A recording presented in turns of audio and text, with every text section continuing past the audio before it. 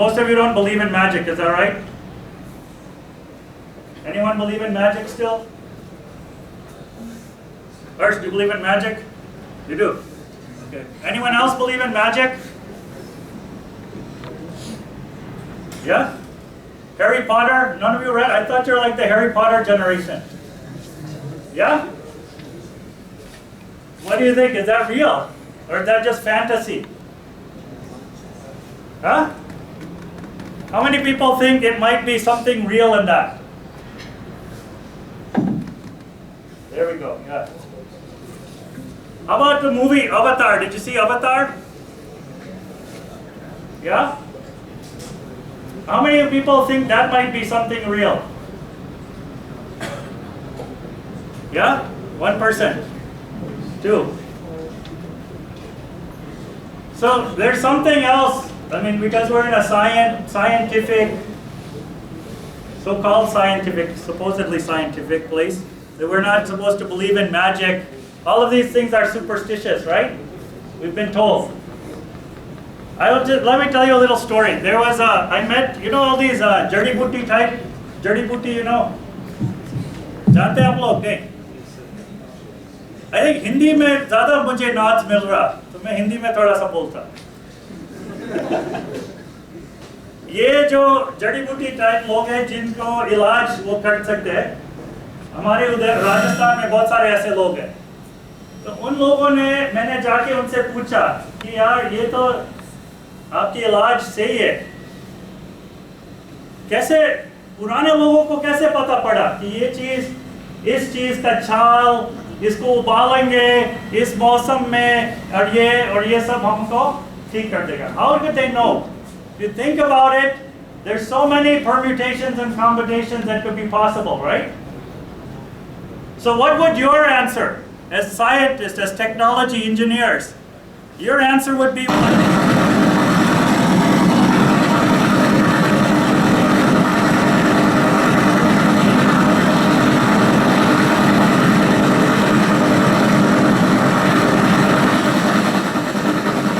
Somebody doesn't want me to question the technology and science. So your answer would have been what? This was my answer. I was like, oh, they must have had trial and error. Right? This is what the scientific method would tell us. They would have figured out with trial and error. But I asked them, how did that happen? They said, नहीं, ये तो trial and error हमको नहीं समझ में आता. आप बताओ कि हम बताएंगे कैसे हुआ. So I said, बताओ कैसे हुआ. वो पुराने लोग, I said, उनके पास तो कोई laboratory भी नहीं था. आपके पास तो sophisticated laboratories नहीं है. उनके पास कोई कंप्यूटर नहीं था, पीसी नहीं था, आईपैड नहीं था, तो वो कैसे पता कर सकते थे? तो इन्होंने बोला कि ये जो लोग हैं, ये पेड़ पौधे से बात कर सकते थे. I love that expression on this guy's face. Yeah, great. That was my expression. I was like, what are you talking about? This is not, how can people be talking to plants and trees? Crazy, no? Those superstitious villagers, they don't know anything. What if we started, our science told us something, right? The science we've been taught told us something, that trees, plants, microorganisms, these are not intelligent, conscious beings. Were we taught that? What were we? Hello? Hello? I thought I have a pretty loud, are you guys in the back listening, hearing me? Okay? Those who want to hear you will hear you. Okay. So what if, hello? Hello? I generally don't need to use these things, so if you can hear me without it, it's also better.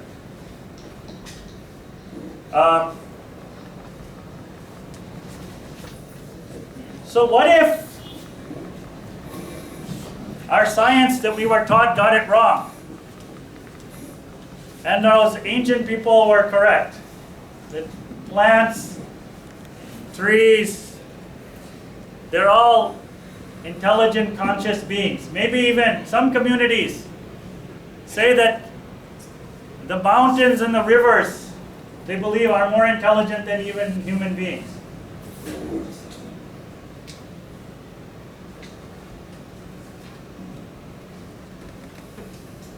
What would that, if for us, for instance, for a second, they were right, what would that mean for the world that we have today?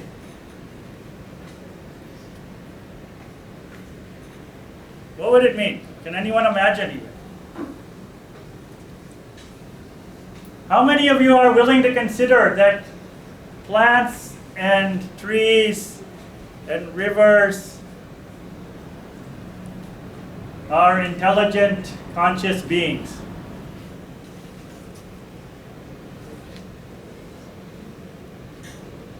Right? A few. Half of you?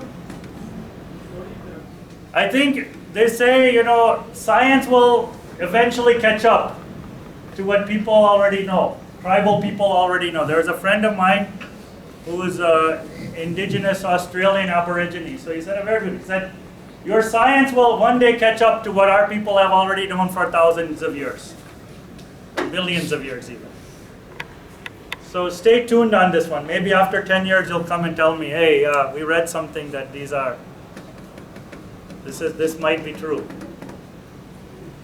So anyways, what I want to tell you now is to go back to this crore rupees, right? That's why you're all here anyways, for the money, right? Otherwise, why would you be sitting here tolerating a boring guy like me? Right? You're here because you have to sit here. I forgot to ask you that in Shiksantar we have a rule. If you don't, we don't believe in compulsion. This is the first thing the school, the institution does to break the human spirit for freedom, is to put them in compulsion. So I would like to offer you the possibility, I would ask your sirs to close their eyes and offer you the possibility that you can go out and have a nice walk on the campus, have some cold coffee. If you don't really want to be here, it's not a force for you to be here.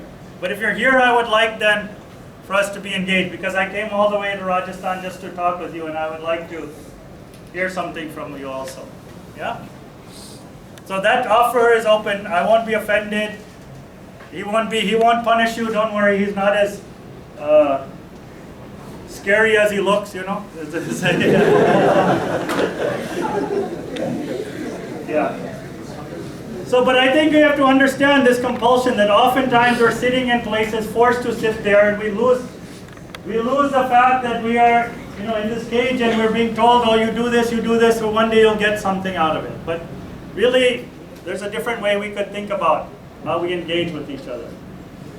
So this 1 crore off, the thing that it doesn't make sense to me about it, why most people I talk to, they said that this kidneys, our eyes, our limbs, our liver, this is the basic thing we need for living, right? Without that, there's no living, right? Is it? For at least there won't be any living for somebody who loses all that. You're a breathing, what do they call that? A breathing body. You won't be really being able to live life very much, right? So, despite not having, yes, what are you saying?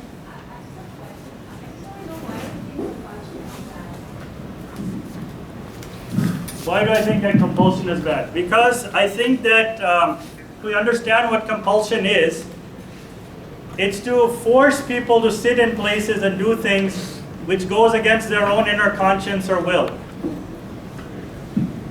And some of those things we may do because we choose to do.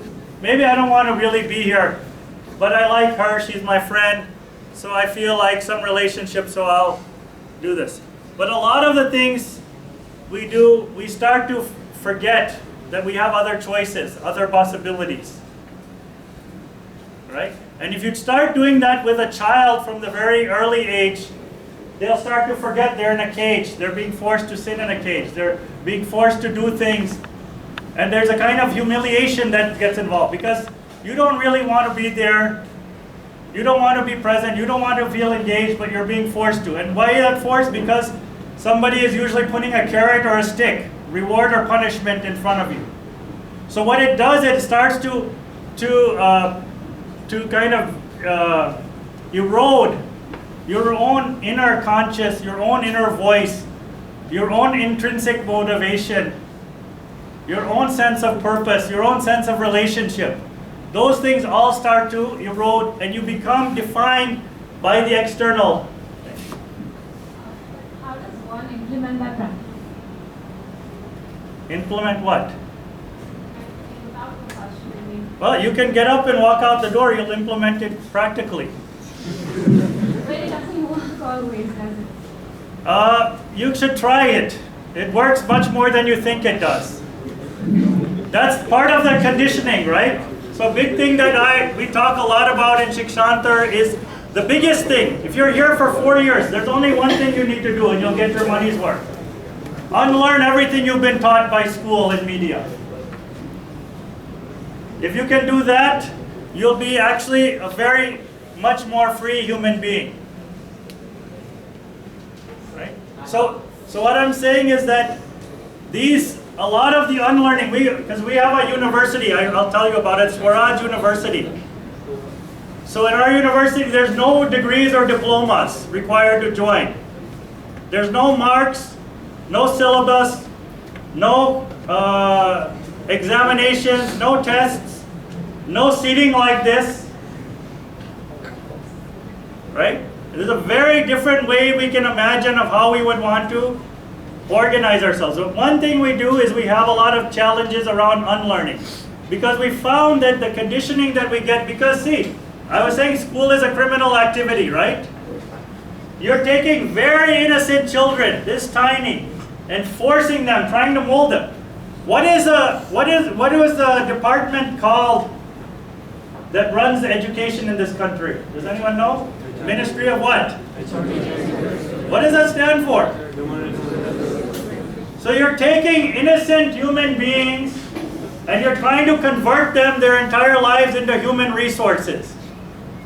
It's a very violent process, right? So I think it's something worth trying to understand. When a child doesn't want to go there and sit there, and then you see what happens. I can tell you in the United States, I spent 25 years in the US. If a child doesn't want to sit obediently like you're all sitting right now, what do they do to them? Small children, you know. They drug them. Makes a lot of sense, no? Doesn't make sense? Doesn't make any sense.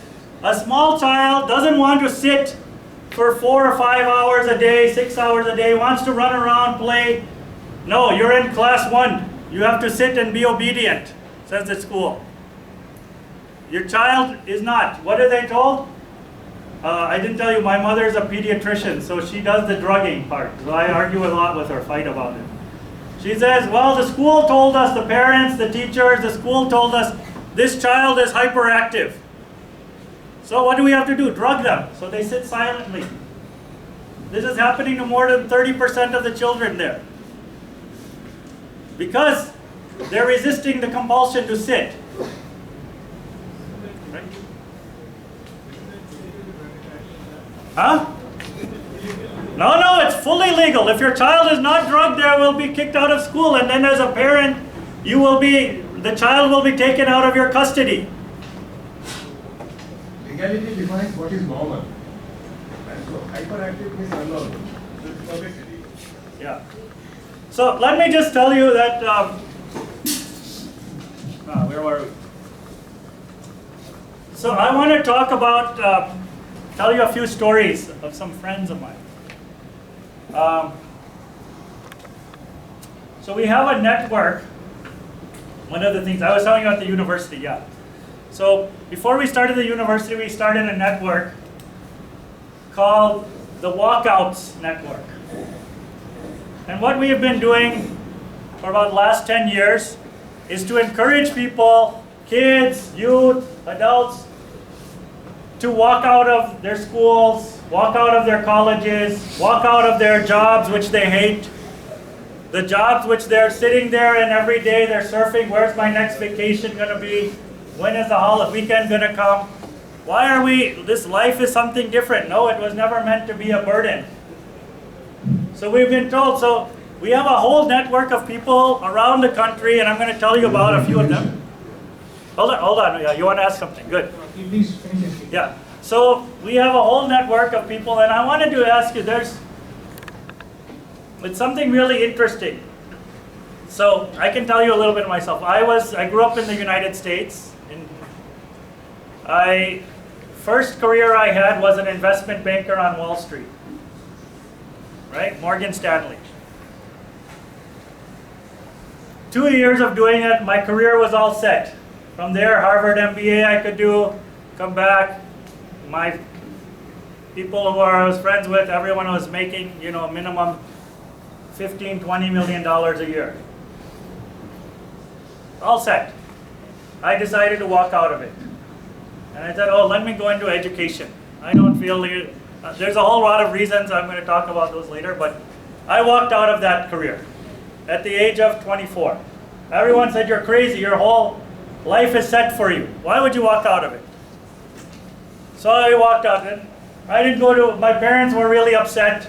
They're like, तुमने क्या पूरा जीवन, see, मेरी mummy doctor है, papa engineer है, तो पहले से तो I decided not to do it. So anyways, my life was useless, right? So then I had, okay, अच्छा कमारा, investment banking, वो भी छोड़ दिया. So I said, यार तुम्हारा क्या problem? So then I said, okay, you'll be happy.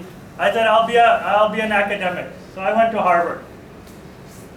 So they were like, okay, cool. 1 year into that, I was all set to go into, I got full thing in the PhD program, full scholarship, everything. I walked out of that. They said, क्या हो गया इसके लड़का का? पूरा दिमाग खराब है. Then I went somewhere else. They were like, yeah, अब क्या करेगा? So I wanted to do something good. So I ended up working first for World Bank, then worked with UNICEF, then with UNESCO, UN system. वो भी मैंने कितने 3.5 साल किया. After that, I walked out from that. Sometimes my parents were ready to have a heart attack. Right? So, and then I moved back. I walked out fundamentally because I stopped believing in the American dream, which is what all of us have been sold. Right? Isn't it? Everyone in this country who's gone to cool colleges, everyone in the US gone to school is sold the American dream. That this is the pathway to success, having a lot of money, having a lot of property, having big houses, when I was an investment banker, I had all. I was, Ferrari, supermodels, parties, everything. So why leave it? That's what everyone aspires for, right? So you're going to think, oh, this guy's crazy. So I moved back to India and said, let's create a space where people can walk out from education. Because everything we've been sold as success, as happiness, as progress, we have to put a question mark around it. Today is this was 20 years ago almost. Today is a very different time, right? That time people like, well, how can you question all of this? This is crazy. America is so great. Everyone. And I have a really weird situation. Now my parents live in the US and I live in India. They love the American dream. That's their choice. But if we really wanted to see, look at America today. Who eats the worst food on the planet? Tell me. The US, isn't it? Who has the most pollution, generates the most waste on the planet? The US. Right? Who takes the most antidepressant pills on the planet? The US. Right? So this idea, who commits the most violence on the planet? Yes. Speak to me, brothers and sisters. So why would we ever want to copy them? Why would we ever aspire for a dream like that? It's so obvious. What I'm telling you today, what I'm sharing, you already know, you see it. They still think that eating maida every day is really good for your health. This is where their education has taken them. We are copying the same exact models here, aren't we? That would make sense if we really believed that what they had was superior. That it would create a much more peaceful, harmonious, happy society, isn't it? But there's a tiny little flaw. There's a country, Bhutan. You know about Bhutan?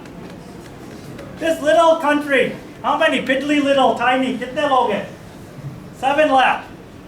Unhone had, excuse me, big superpower. You have all this technology and all this wealth and all this power. But are you happy? And the whole world was shocked. How is this possible? You're having everything. This is what hit me. Why did I walk out of Wall Street? I saw guys, multi-millionaire guys, almost, hundreds of millions of dollars. My grandfather told me one thing, I should tell you. He was an illiterate villager. He said, the key to happiness, there's 2 things you need. क्या चाहिए? एक तो रोज अच्छी नींद आना चाहिए, हाँ? और दूसरा रोज पेट साफ होना चाहिए. So I looked at those people who were all managing partners in UNESCO, in Morgan Stanley and Goldman Sachs, and I said, these people, इन दोनों तो ये चीजें नहीं हो रहे हैं. So maybe the path they've chosen, they look really unhappy. Their kids are all on really and having all kinds of problems. Their families are all screwed up. So wait a second, where is this pathway taking us? So today there's that Delhi. How many of you would love to breathe the air of Delhi? Huh? For the last, 30, 40, 50 years, Delhi has been one of the role models for urban development of our country. Follow Delhi, become like Delhi. Right? What Hyderabad was 20 years ago is radically different than what it's today. It's following the same development path as Delhi, Bombay. The urban lifestyle now in this country of mega cities is a nightmare, and it's only going to get worse. There has to be something really wrong with you if you want to sit 4 hours a day in traffic. How? Again, going back to those things that we have these precious years of our lives. It's not even worth 1 crore to spend on that. But where are we spending all our time? Are we doing the things that really we love? Are we doing the things that really inspire us? Or can you wake up every morning and say, yeah, what I'm doing really is inspiring for me and inspiring for the world? If you can't wake up and say that, then maybe you need to ask, why am I doing this? Because somebody told you that you have to be, what happened to my cages?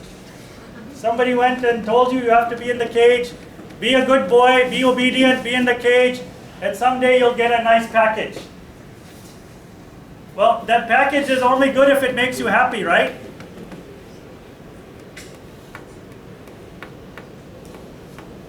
So I started asking this question, because this is something very interesting. You're going to come across it a lot in your lives. Why do these people... Oh, there's another one. Let's go to the next one. These guys are bored of this one. I have another funny one. Name. This is good for you guys. The Facebook guys. You get a Facebook in the cage also. Right? Why do people... Here's a question for you guys. Why do people who have supposedly made it in life... I started meeting, I thought first, I'm crazy. How am I doing this? Why am I doing this? What's wrong with me? Maybe the system was telling me, you're kind of a confused person. Something's wrong with you. Why can't you just settle down and do one thing? Right? So I started thinking, is it just me or is there other people who are thinking like this? And why would people who have their whole career set for them, good package, everything, why would they choose to leave it? It kind of puts a whole Bollywood type twist to the story, no? Otherwise it's all set. Graduate from triple IIT, boy meets girl, girl and boy get married, boy gets visa to America, they go to America, set up, get a job in Microsoft, and they live a happily ever after. This is the story we've all been fed, no? So why would my friend Dave and Hema, who were in Silicon Valley, they were working with, I'm trying to remember, Google maybe? Why would Dave and Hema, everything's perfect. Why would Dave and Hema choose to pack up and move back to India and move to a farm, a village, and start up a farm? And they had 2 children. Why would Dave and Hema take their 2 children out of school? They could afford the best schools of America. Why would they take their 2 children and decide we're going to unschool our children?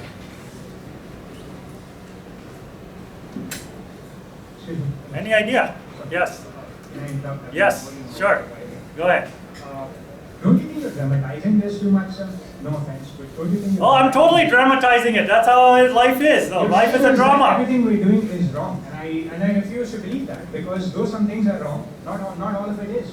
There is magic in what we do. We wake up in the morning, we go and stand in the balcony, 6 o'clock in the morning. Yes. Great air. There is some magic in there. You get up, you breathe polluted air, you eat polluted food, you eat, No, the air make the planet more dirty. There's great magic in that. Not all the I'm saying that you need to look at the realities of what is happening on our planet.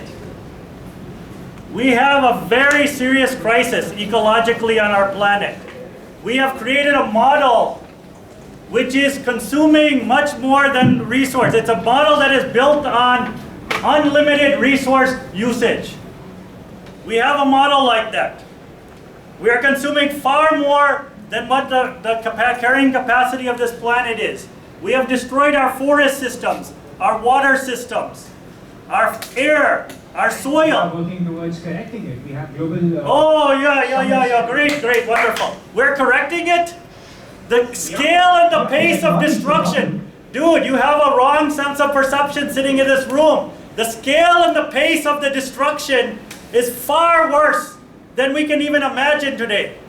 The amount of people that are living in poverty on this planet who are being moved. We have growth that is happening phenomenally, economic growth. I was told when I was an investment banker, trickle-down economics works. This is the moral basis. You know trickle-down economics? It's the whole moral basis by which you're living your lives. Make rich people richer. And maybe I'll get a few tukras of roti. I'll feel good about myself. And someday, maybe it'll trickle down to people on the planet. But I'm sorry, if you look at the things, the number of people who are living in worse and worse forms of poverty is increasing on the planet. So there is a social inequality that is growing. The number of people who are taking depressants, antidepressant drugs, feeling of aloneness, isolation, alienation is increasing on the planet. And I said the ecological. So we have these major things. If you think that what we're doing right now, it's like, I can tell you, the metaphor is like there's a cancer on the planet and we're putting a few bandages and we're feeling really good about ourselves as we sit in our cages. This is the reality. I'm sharing it. You don't have to agree. I don't give you any grades.